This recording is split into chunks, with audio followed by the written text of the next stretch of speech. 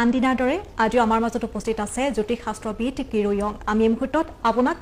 স্বাগতম জনাইছো ধন্যবাদ আৰু যেহেতু বহু সমস্যা থাকে লোকসকলৰ ব্যৱসায়িক সমস্যা তেওঁলোকৰ ঘৰুৱা কণ্টল আনহাতে পঢ়া শুনাৰ পৰা আদি কৰি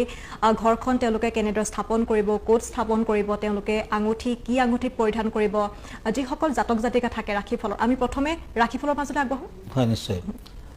মই প্ৰথমতে সকলোকে গুড মৰ্নিং জনাইছো আৰু শুভেচ্ছা জ্ঞাপন কৰিছো এতিয়াৰ পৰা সদায় ৰাতিপুৱা আপোনালোকে ৰাশিফল পাব মই সদায় আহিম গতিকে যদি কোনোবাই চিঠিপত্ৰ লিখিব খুজিছে আমালৈ আপুনি লিখিব পাৰে আপোনাৰ জানিব লগা কুৱেশ্যনখিনিৰ আনচাৰ দিয়া হ'ব আৰু আজিৰ দিনটো একচুৱেলি 27 ডিচেম্বৰ 2023 বছৰটোৰ প্ৰায় শেষ ভাগ গতিকে আজি গ্ৰহগতিসমূহনো কেনেধৰণৰ বহি আছে মই সেই বিষয়ে দুআষাৰ ক'ম আজি বৃহস্পতি গ্ৰহটো মানে জুপিটাৰ মেঘ ৰাশিত বহি আছে এৰিছত বহি আছে আজি চন্দ্ৰ বহি আছে মিথুন ৰাশিত তাৰমানে আজিৰ দিনটো জাতক জাতিকাসকলৰ জন্ম হ'লে মিথুন ৰাশি হ'ব জেমিনি হ'ব আজি কেতু বহি আছে কন্যা ৰাশিত শুক্ৰ আৰু মংগল বৃশ্চিক ৰাশিত বহি আছে মংগল নিজৰ ঘৰত বহি আছে পিছে ৰবি বুধে আজি ধনু ৰাশিত বহি আছে বুধাদিত্য যোগৰ সৃষ্টি কৰিছে গতিকে ল'ৰা ছোৱালী যদি আজি জন্মগ্ৰহণ কৰিছে অতি লাকি হ'ব আজি লগ্ন কৰ্কট লগ্ন শনি কুম্ভ ৰাশিত নিজ ঘৰত বহি আছে ৰাহু আজি মীন ৰাশিত বহি আছে এতিয়া মই গৈ আছোঁ আজিৰ দিনটোৰ ৰাশিফললৈ প্ৰথমতে মই মেঘ ৰাশিৰ ফলাফল ক'ম এৰিছ মই আজি 13 কাৰ্ড মতে ৰাশিফল ক'ম গতিকে প্ৰথম কাৰ্ডখন হ'ল পেণ্টাকুলছ আৰু ওৱান্স এই দুখন কাৰ্ড মতে মেঘ ৰাশিৰ জাতক জাতিকাসকলে শত্ৰুৰ পৰা আজি আঘাত পাব পাৰে সাৱধানেৰে চলক আজি দান আদি কৰিলে শুভ ফল পাব আজিৰ দিনটোত বিয়া বাৰৰ যোগ আছে আৰু বগা ৰংটো ইউজ নকৰিব পাৰিলে বিদ্যালয়ত কিন্তু ট্ৰাই কৰিব লাগিব তেতিয়াহে ফল পাব আজি প্ৰতিকাৰ হিচাপে কলা ৰং ইউজ নকৰাই ভাল হ'ব পাৰিলে দুখীয়াক দান ধ্যান কৰক উত্তৰ দিশত ভ্ৰমণ নকৰিব উত্তৰ দিশ বৰ্জনীয় আৰু আজি সপোন ফল ফলিয়াব পাৰে ধন্যবাদ এতিয়া মই বৃষ ৰাশিলৈ গৈ আছোঁ টৰাছ কাপছ এণ্ড শ্বৰ্টছ এই দুখন কাৰ্ড মতে প্ৰেমৰ দিশত শুভ ফল আজি উপহাৰ দিয়ক সময় ভাল হ'ব ব্যৱসায় বাণিজ্যত আৰু পাৰিবাৰিক দিশত তেনে শুভ নহয় আজি কষ্ট কৰিব লাগিব মাটি আৰু ইউজ নকৰিব বিয়া বাৰুৰ কথা চিন্তা কৰিব পাৰে আজিৰ দিনটোত বিদ্যাৰ্থীসকলে ধ্যান কৰক ভাল ফল পাব পূব দিশত যাত্ৰা কৰিলে ভাল হ'ব দেৱ দেৱীৰ দৰ্শন কৰি যাত্ৰা কৰক আৰু বেছি ভাল ফল আশা কৰিব পাৰে এতিয়া মই গৈছোঁ মিথুন ৰাশিলৈ জেমিনি পেণ্টাকুলছ এণ্ড পেণ্টাকুলছ এই দুখন কাৰ্ড মতে আজি ব্যৱসায় বাণিজ্যত ভাল খবৰ হ'ব পাৰে চেষ্টা কৰি চাব পাৰে শৰীৰত ভাল কিন্তু কিছু সমস্যা পেটৰ সমস্যা আদি থাকিব কোনোবাই কাম কাজ যদি আৰম্ভ কৰিব বিচাৰে তেতিয়া নিজৰ উপস্থিত বুদ্ধিৰে কাম কাজত আগবাঢ়ক ভাল হ'ব বন্ধু বা অন্য কোনো ব্যক্তিৰ ওপৰত ভৰসা নকৰিব আজি কলা ৰং ইউজ নকৰিব আজিৰ দিনটোত প্ৰতিকাৰ হিচাপে ৰঙা ৰঙৰ ফ্ৰুটছ আপুনি দেৱী মন্দিৰত আগবঢ়াওক ভাল হ'ব আৰু আজি আৱেগ বৰ্জনীয় এতিয়া মই গৈছোঁ কৰ্কট ৰাশিলৈ Cancer pentacles and page of ওৱান্স এই দুখন কাৰ্ড মতে বিদ্যাৰ্থীসকলৰ বাবে মধ্যম কষ্ট কৰিব লাগিব আজি নিজৰ ক্ৰোধৰ ওপৰত নিয়ন্ত্ৰণ কৰক তাৰমানে সংৰাগ নকৰিব বেঙুনীয়া ৰং আজিৰ দিনটোত ইউজ নকৰিব প্ৰতিকাৰ হিচাপে তৰ্জনী আঙুলিত আপুনি ৰূপৰ আঙুঠি পিন্ধক নতুবা ৰূপৰ টুকুৰা এটা নিজৰ জেবত ৰাখক ভাল ফল আহিব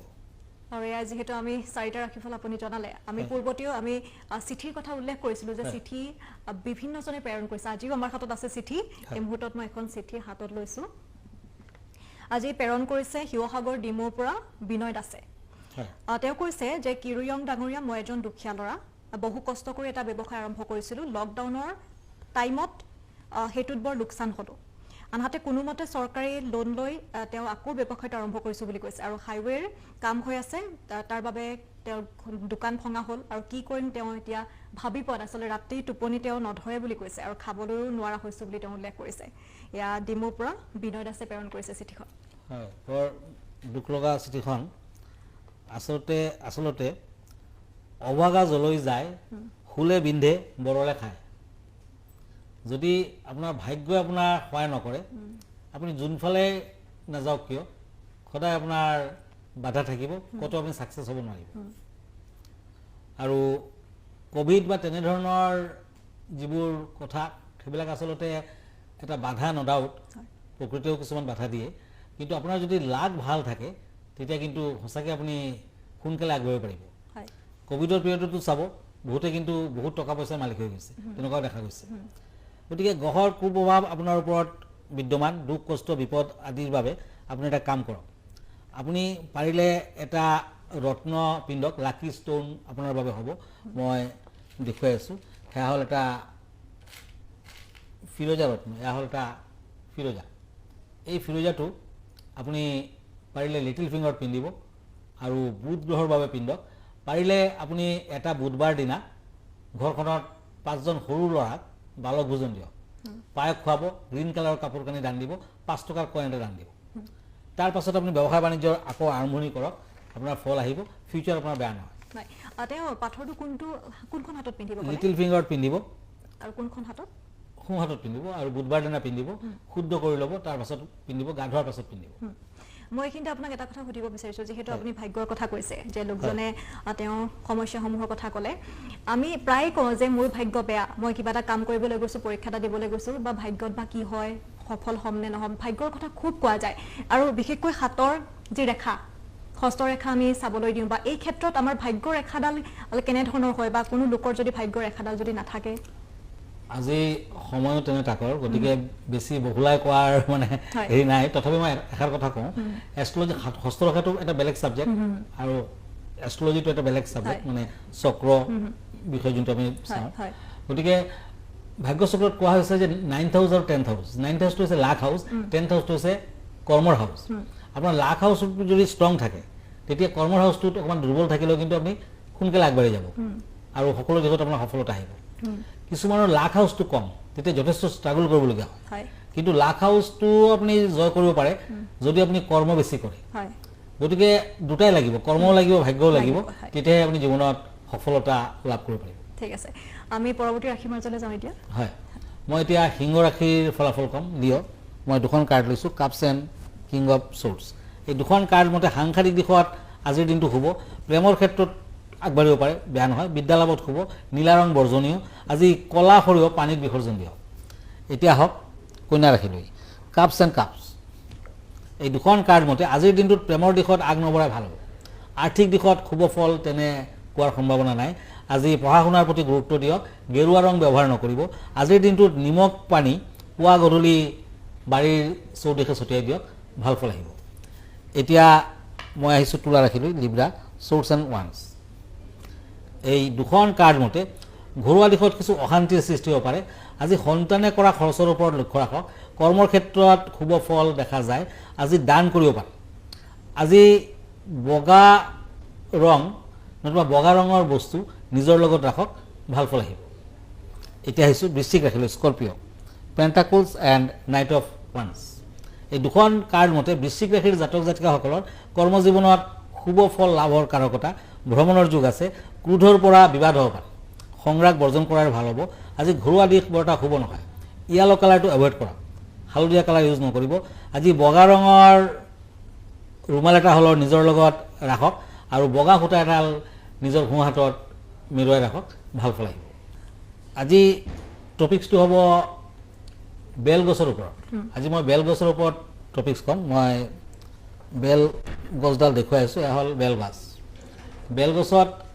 আচলতে শিৱৰ প্ৰতিৰূপ শিৱ আৰু বিষ্ণু পূজা বেলৰ অভিনয় অসম্পূৰ্ণ স্কন্দ পুৰাণৰ মতে এদিন পাৰ্বতীয়ে জিৰাই থাকোঁতে নিজৰ কপালৰ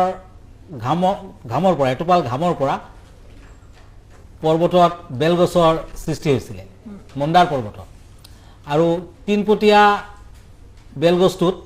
আচলতে ব্ৰহ্মা বিষ্ণু আৰু মহেশ্বৰ বাস কৰে ব্ৰহ্মা বিষ্ণু আৰু মহেশ্বৰৰ প্ৰতীক বেলগছৰ তলত গা পা ধুলে তীৰ্থফল প্ৰাপ্তি হয় ফুল ধূপ চাকি বেলপাত গাখীৰ আদি দি পেলাই পূজা পাতলৰ যদি আৰম্ভণি কৰে সন্তান প্ৰাপ্তিৰ ক্ষেত্ৰত শুভ তাৰমানে বেলপাত তাতো লাগে আৰু শুক্ৰবাৰে লক্ষ্মীক যদি অৰ্পণ কৰে লক্ষ্মী দেৱীক বেলপাত দিয়ে তেতিয়া কিন্তু লক্ষ্মী দেৱীৰ কৃপা লাভ হ'ব আপুনি ধনী হ'ব পাৰিব আৰু বেলৰ গুৰি চাকি জ্বলালে জ্ঞান প্ৰাপ্তি হয় আৰু বেলগছত বাস্তু মতে উত্তৰ দিশত যদি আপুনি বেলগছ ৰুৱে তেতিয়া সা সম্পত্তিৰ প্ৰাপ্তি হ'ব পূবত সুখ পশ্চিমত স্বাস্থ্য সন্তান দক্ষিণত ৰুলে কিন্তু মৃত্যু ভয় নাথাকে আৰু বেলগছৰ গুৰিত গিৰিজা পৰ্বত আপুনি মন কৰিব বেলগছৰ গুৰিত গিৰিজা পৰ্বত থাকে গছত লক্ষ্মী দেৱী থাকে পাতত পাৰ্বতী দেৱী থাকে কাইটত কিন্তু শক্তি দেৱী থাকে বেলগছৰ কাইটত শক্তি দেৱীৰ বাস আৰু বাহুত মহেশ্বৰী আপুনি বেলগছত ফলত কাত্যায়নী দেৱী থাকে, বেল ফলত কাত্যায়নী দেৱীৰ বাস, আৰু ডালত কিন্তু দক্ষিণীৰ বাস, আৰু ফুলত গৌৰী, গৌৰী মানে দুৰ্গা। গতিকে কমপ্লিট বেলগছজোপাত কিন্তু দেৱ দেৱীৰ স্থান বুলি কোৱা হৈছে। বেলগছত আপুনি যিমান বেছি পূজা পাতল কৰে, গছক যিমান বেছি সেৱা কৰে, সিমানে আপুনি ফল লাভ কৰিব পাৰিব, সিমানে আপুনি সুখ শান্তিৰে জীৱন কটাব পাৰিব। ধন্যবাদ। এতিয়া আকৌ ৰাশি ফললৈ গৈছোঁ। এতিয়া ধনু ৰাশিৰ ফলাফল চেৰিটেৰিয়াছ। প্ৰথমতে মই কাপছ লৈছোঁ এখন কাৰ্ড আৰু চ'ৰ্চ, দুখন ট্ৰেড কাৰ্ড। ভ্ৰমণাদিৰ ক্ষেত্ৰত ধনুৰাশিৰ আজি যোগ আছে, প্ৰেমৰ ক্ষেত্ৰত আগবাঢ়িব পাৰে, ভাল হ'ব।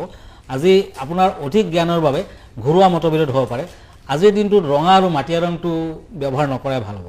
আজি নিজৰ দুখন হাত সেৱা কৰি দিনটোৰ আৰম্ভণি কৰক, ভাল ফল দিব। এতিয়া আহক মকৰ ৰাশিলৈ, পেণ্টাকুলছ এণ্ড ওৱান্স। এই দুখন কাৰ্ড মতে দিনটো অতি শুভ নহয়, শৰীৰৰ অৱনতি হ'ব পাৰে। বিদ্যাৰ্থীসকলৰ বাবে তেনে শুভ ফল দেখা নাই। প্ৰেমৰ দিশত ভাল ফল, সাংসাৰিক দিশত ভাল ফল। আজি কিবা উপহাৰ যদি আনক দিব পাৰে, শুভ ফল পাব। বেঙুনীয়া ৰং বৰ্জনীয়, বেঙুনীয়া কালাৰটো ইউজ নকৰিব। এতিয়া কুম্ভ ৰাশিলৈ আহক, একুৰিয়াছ। আজি কাপছ এণ্ড দ্য ষ্টাৰ এই দুখন কাৰ্ড আহিল। ব্যৱসায় বাণিজ্যত লছ হ'ব পাৰে, সাৱধান হওক। আজি সাংসাৰিক দিশত অশান্তিৰ সৃষ্টি হ'ব পাৰে, বন্ধুৰ দিশত শুভ ফল। আজিৰ দিনটোত পাৰিলে গাই গৰুক সেৱা কৰক, ফল আহিব। এতিয়া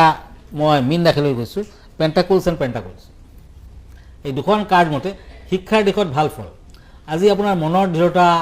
থাকিব লাগিব, নতুবা আঘাত পাব পাৰে। শাৰীৰিক দিশত গুৰুত্ব দিব, শাৰীৰিক কিছু গুৰুত্ব দিয়াটো প্ৰয়োজনীয়। গেৰুৱা ৰং ইউজ নকৰিব। আজি দান ধ্যান নকৰিব, আৰু দক্ষিণ দিশ বৰ্জনীয়। গতিকে আজি ইমানতে, আকৌ কাইলৈ একেটা সময়তে লগ পাম। আমালৈ যদি চিঠি পত্ৰ লিখিব খুজিছে, আমাৰ ঠিকনা এষ্ট্ৰলজাৰ কিৰো য়াং, Ratnakuber gems and jewellery, Manipuri Basti, Guwahati 7। Phone নম্বৰটো হ'ল 9957111171, আৰু আমাৰ ইমেইল এড্ৰেছটো হ'ল kiroyangastrologer@kiroyang.com। নমস্কাৰ। এয়া আছিল আজিৰ দিনটোৰ ৰাশিফল। আপোনালোকে প্ৰতিদিনে চাই থাকিব মৰ্ণিং লাইভ। ধন্যবাদ।